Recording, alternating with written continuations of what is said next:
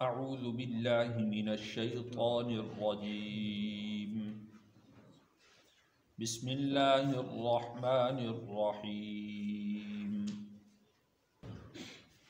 انہم کانوا، بے شک وہ تھے، اذا قیل لہم، جب ان سے کہا جاتا تھا، لا الہ الا اللہ، نہیں ہے کوئی معبود سوائے اللہ کے، یستکبرون، تو وہ تکبر کیا کرتے تھے۔ اس سے پہلے ہم نے مشرکین اور منکرین کے کچھ احوال پڑھے ہیں۔ پھر اللہ نے ارشاد فرمایا کہ انا کذالک نفعل بالمجرمین، کہ ہم مجرموں کے ساتھ، گناہ گاروں کے ساتھ اسی طرح کیا کرتے ہیں۔ اور ان کا جرم کیا ہے کہ جب انہیں یہ کہا جاتا ہے کہ لا الہ الا اللہ، کہ اللہ کے علاوہ کوئی معبود نہیں ہے، یستکبرون، تو وہ تکبر کرتے ہیں۔ اور تکبر اتنا کرتے ہیں کہ جو کلمہ حق ہے اس کو ماننے سے بھی انکار کر دیتے ہیں۔ اور یہ ماننے سے انکار کرنا، یہ ان کا زبان کی حد تک تھا، دل میں وہ اس کلمہ کا اقرار کرتے تھے۔ بعض سرداروں سے، مشرکین مکہ کے عام لوگوں نے پوچھا کہ تم محمد کے بارے میں کیا کہتے ہو؟ تو انہوں نے قسمیں اٹھا کر جواب دیا کہ محمد صلی اللہ علیہ وسلم اپنے کلام میں، اپنے قول میں سچے ہیں۔ پھر تم کیوں نہیں مانتے؟ ہم اس لیے نہیں مانتے کہ لوگ کہیں گے کہ اپنے باپ دادا کا دین چھوڑ دیا اور اپنے بھتیجے کی بات مان لی، اس لیے نہیں کرتے، اس لیے تسلیم نہیں کرتے۔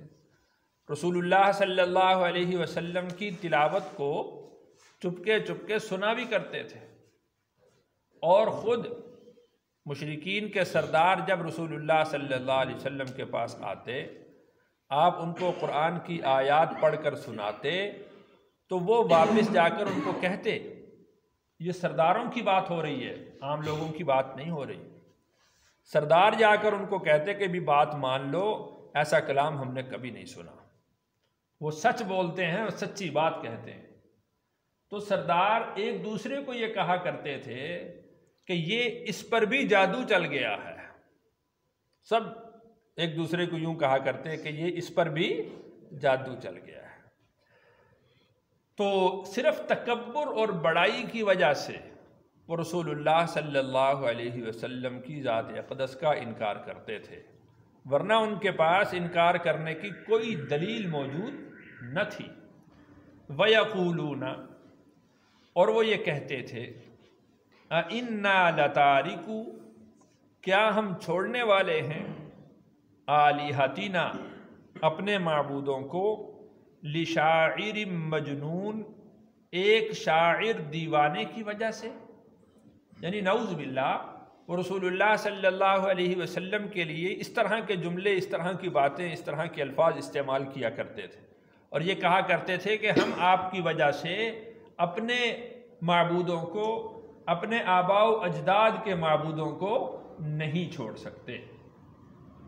اللہ تعالیٰ نے اس کا جواب ارشاد فرمایا کہ بل جاء بالحق، بلکہ وہ تو حق لے کر آئے ہیں۔ رسول اللہ صلی اللہ علیہ وسلم حق بات لے کر آئے ہیں، حق کلام لے کر آئے ہیں، حق دعوت لے کر آئے ہیں۔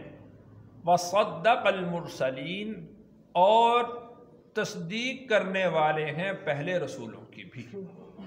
یعنی صرف یہی نہیں کہ رسول اللہ صلی اللہ علیہ وسلم خود حق پر قائم ہیں، بلکہ یہ کہ جتنے بھی پہلے پیغمبر آئے ہیں، جتنے بھی حق کے نمائندے آئے ہیں، ان تمام نمائندوں کی تصدیق بھی کرنے والے ہیں۔ اب دیکھیں کہ جو شاعر ہیں ان کی مبالغہ آرائیاں مشہور ہیں، زمین اور آسمان کے قلابے ملا دیتے ہیں، آسمان سے ستاروں کو توڑنے کی بات کرتے ہیں اور کیسی بہکی بہکی باتیں کرتے ہیں، لیکن رسول اللہ صلی اللہ علیہ وسلم کی کوئی بات، کوئی کلام وہ ایسی کسی بھی مبالغہ پر مبنی نہیں ہے۔ آپ کی بات، آپ کا کلام حق پر مبنی ہے۔ شاعر تو جھوٹ بولتے ہیں، شعراء کے کلام اور نبی کے کلام کے درمیان کیا مناسبت؟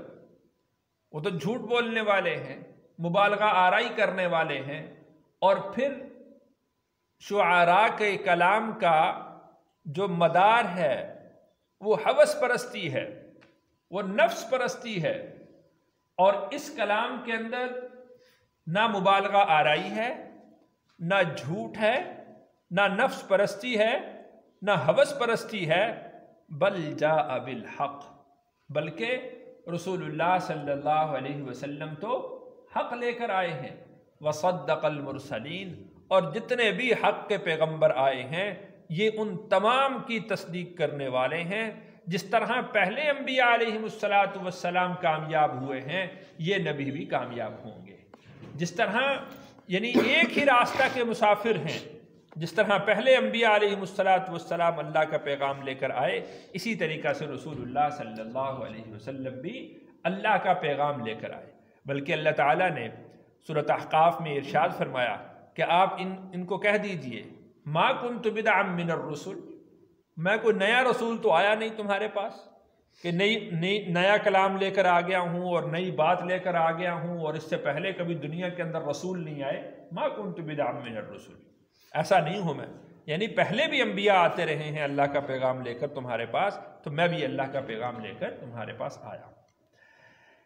انکم، بے شک تمہیں، لذائق العذاب العلیم، عذاب العلیم یعنی دردناک عذاب کو چکھنا ہے، تمہیں البتہ ضرور دردناک عذاب کو چکھنا ہے۔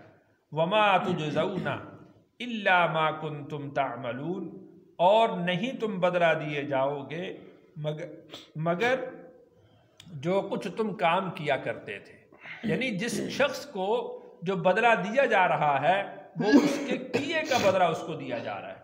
ایسا نہیں ہے کہ اگر کسی شخص نے گناہ نہیں کیا، کسی شخص نے انکار نہیں کیا، کسی شخص نے شرک نہیں کیا تو اس کو شرک کی سزا دی جائے، اس کو انکار کی سزا دی جائے، یا اس کو گناہ کی سزا دی جائے، ایسا نہیں ہوگا۔ وما تجزون الا ما کنتم تعملون، جو تمہیں بدلہ دیا جا رہا ہے وہ تمہارے کیے کا ہی بدلہ تمہیں دیا جا رہا ہے۔ الا عباد اللہ المخلصین، مگر اللہ کے منتخب بندے۔ اللہ تعالیٰ نے قرآن مجید میں یہ اسلوب اختیار کیا ہے کہ جہاں پر اللہ تعالیٰ منکروں کی بات کرتے ہیں، مشرکوں کی بات کرتے ہیں، سزاؤں کی بات کرتے ہیں، تو اس کے ساتھ اللہ تعالیٰ اپنے فرما بردار اور مطیع بندوں کی بات بھی کرتے ہیں، تاکہ جو سرکش لوگ ہیں وہ اللہ تعالیٰ کی اطاعت میں آ جائیں اور یہ دیکھیں کہ اللہ تعالیٰ کی اطاعت کرنے والے لوگوں کے لیے اللہ نے کیسے انعامات تیار کر رکھے ہیں، تو وہ سزا سے بچ کر اللہ کے انعام یافتہ بندوں کی صف میں شامل ہو جائیں۔ اللہ نے ارشاد فرمایا الا عباد اللہ المخلصین، مگر اللہ کے مخلص بندے۔ اخلاص کہتے ہیں خالی کرنے کو، تو وہ بندے کہ جو اپنے دل میں سوائے اللہ کے کسی کو معبود تسلیم نہیں کرتے، وہ عباد اللہ المخلصین ہے، کہ انہوں نے اپنے دل کو اللہ کے غیر سے خالی کر دیا ہے۔ اب نہ کسی کا خوف ہے، نہ کسی کی اطاعت ہے، نہ کسی کی بندگی ہے سوائے ایک اللہ کے۔ ان کو کہا جاتا ہے عباد اللہ المخلصین۔ ان کے لیے اللہ نے ارشاد فرمایا اولئک، یہ وہ لوگ ہیں، لہم رزق معلوم، ان کے لیے مقرر رزق ہے، جو اللہ نے متعین کیا ہے وہ ان کو ملے گا۔ اب وہ رزق کیا ہے، اس رزق کی تفصیل وہ اللہ ہی جانتے ہیں اور اللہ ہی کو معلوم ہے، اور بندوں پر وہ قیامت کے دن کھلے گی کہ ہمارے لیے اللہ نے کیا کیا کچھ تیار کر رکھا ہے۔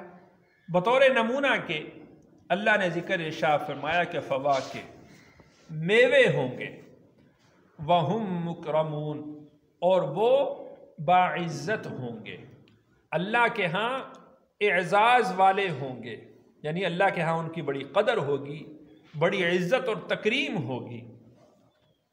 فی جنات النعیم نعمتوں کے باغات میں ہوں گے، علی سرر متقابلین تختوں پر بیٹھے ہوں گے آمنے سامنے، ایک دوسرے کے سامنے تختوں پر بیٹھے ہوں گے۔ یطاف علیہم دور ہوگا ان پر بکأس وہ پیالوں کا، من معین مشروب سے بھرے ہوئے، یعنی ان کو اللہ تعالیٰ کی طرف سے مشروبات پلائے جائیں گے اور وہ چھلکتے ہوئے مشروب ان کے سامنے پیش کیے جائیں گے، اور ان پر اس چیز کا دور چلے گا، ایک دفعہ نہیں، بار بار اللہ تعالیٰ ان کو یہ نصیب کریں گے۔ بیضاء سفید، لذت للشاربین پینے والوں کے لیے انتہائی لذیذ، یعنی وہ جو شراب ہے جس کا دور چلائیں گے وہ گھٹیا قسم کی نہیں ہوگی، انتہائی صاف ستھری اور پینے والوں کو لذت دینے والی ہوگی۔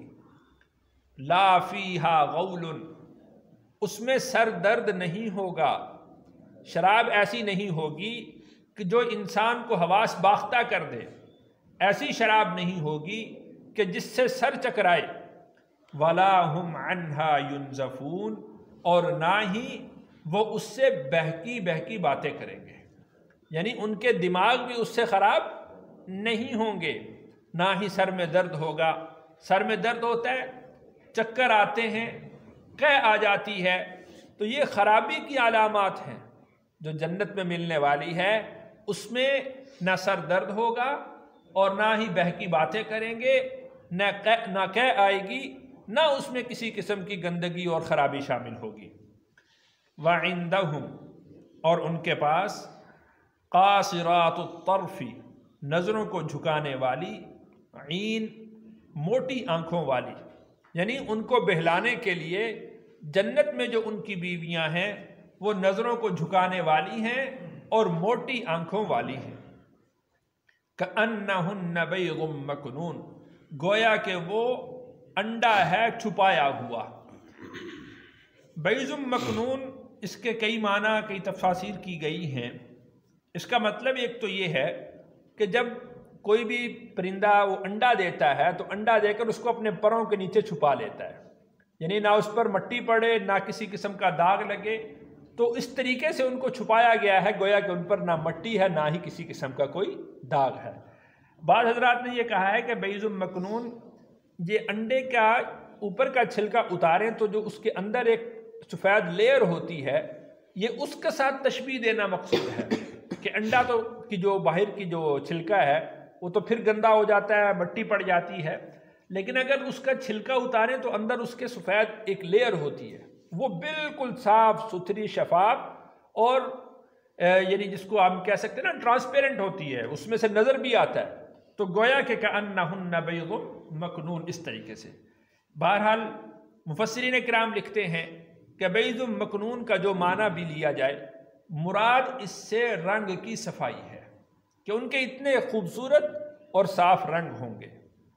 فَأَقْبَلَ بَعْضُهُمْ عَلَى بَعْضٍ يَتَسَاءَلُونَ پھر ایک دوسرے کی طرف وہ متوجہ ہوں گے اور وہ ایک دوسرے سے سوالات کریں گے، ایک دوسرے سے گفتگو کریں گے، ایک دوسرے سے باتیں کریں گے۔ اللہ تعالیٰ سے دعا ہے اللہ تعالیٰ مجھے اور آپ کو قرآن کا فہم نصیب فرمائیں، عمل کرنے کی توفیق نصیب فرمائیں، اپنے مطیع اور فرما بردار بندوں میں شامل فرمائیں، اور جنت کی نعمتیں جن کا وعدہ اللہ نے کیا ہے وہ ہم سب کو نصیب فرمائیں۔ الحمدللہ رب العالمین والصلاة والسلام على سید الرسل وخاتم الانبیاء والمرسلین۔ ربنا آتنا فی الدنیا حسنة وفی الآخرة حسنة وقنا عذاب النار۔